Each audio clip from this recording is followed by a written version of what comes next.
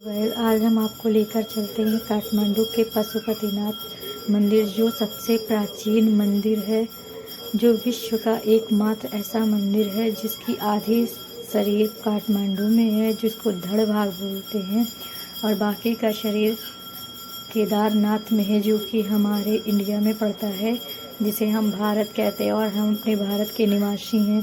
तो हमने पहली बार जाके बागमती नदी को देखा, और बागमती नदी से चलते हुए अब हम लोग पशुपतिनाथ जी के दर्शन करने के लिए जा रहे हैं। सो गाइस, आप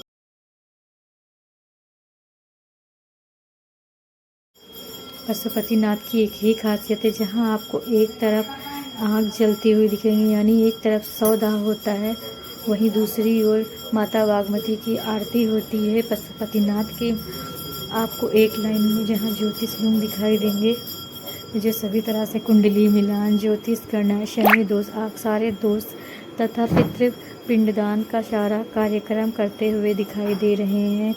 आप पशुपतिनाथ मंदिर की एक ही खासियत है कि यहाँ स्वयं भोलेनाथ रहते हैं और बीच में नदी बहती है। एक तरफ हमारे भोलेनाथ रहते हैं और एक तरफ मतलब 100 दाह किया जाता है।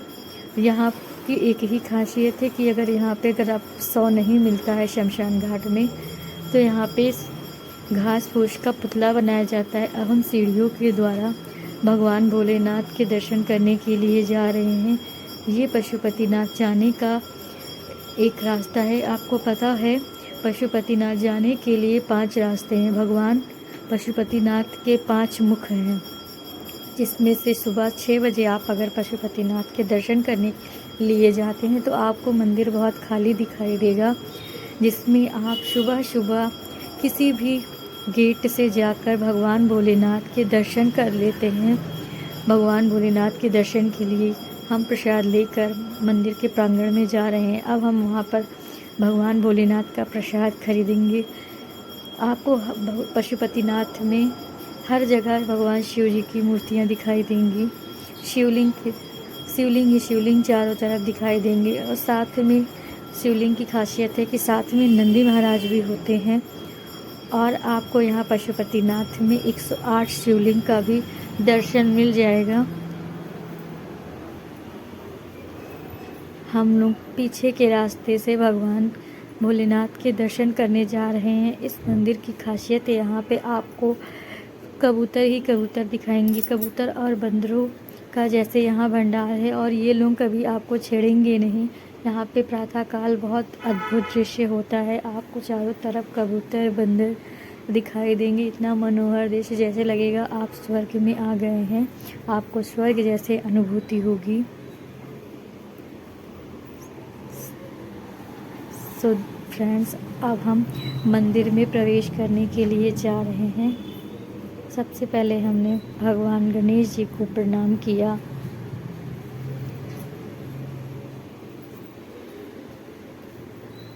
अब हम प्रसाद लेने के लिए पशुपतिनाथ के ही पास ही प्रसाद लेने के लिए जा रहे हैं। यहाँ भगवान भोलेनाथ को प्रसाद में खाली नारियल, रुद्राक्ष की माला और बेलपत्र फूल ही चढ़ता है। यहाँ पशुपतिनाथ में भगवान को छूने नहीं देते हैं। अब हम लोग जा रहे हैं। यहाँ का मनोहर दृश्य इतना ही लुभावना था कि कुछ बयान नहीं कर सकते हैं। चारों तरफ आपको कबूतर ही कबूतर दिखाई देंगे, जो आपको उड़ते हुए सुबह सुबह दिखाई देते हैं। अगर आपको भगवान के 5 मुख के दर्शन करने हैं तो आप प्रातः 5 बजे उठकर सुबह 6 बजे तक आप मंदिर प्रांगण में पहुँच जाएँ, तब आपको भगवान भोलेनाथ के 5 मुखों के दर्शन हो जाएंगे। यदि आप लेट करते हैं या देर से उठते हैं और 10 बजे के बाद मंदिर जाते हैं या 9 बजे के बाद भी मंदिर जाते हैं, तो आपको बड़ी भीड़ में लाइन लगाकर मंदिर में जाना पड़ेगा,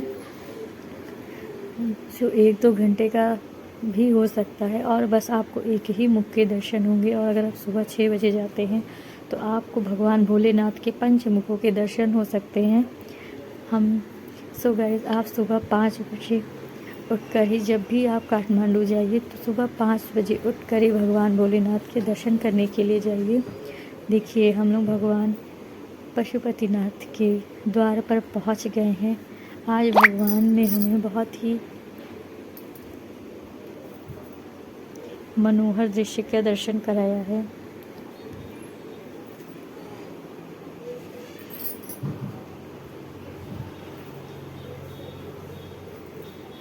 आप देख सकते हैं हम लोग मुख्य गेट पर पहुंच चुके हैं, जहां पर दो बड़ी आंखें बनी हुई है। बीच में भोलेनाथ के दर्शन के लिए मंदिर में जाना होता है। आप जब भी जाइए अपना मोबाइल अंदर लेकर मत जाइए, क्योंकि अंदर अगर मोबाइल लेकर जाते हैं, अगर आपने अंदर जाकर भगवान की फ़ोटो लेने की कोशिश की तो आपका मोबाइल छीन कर जमा कर लिया जाएगा। प्लीज़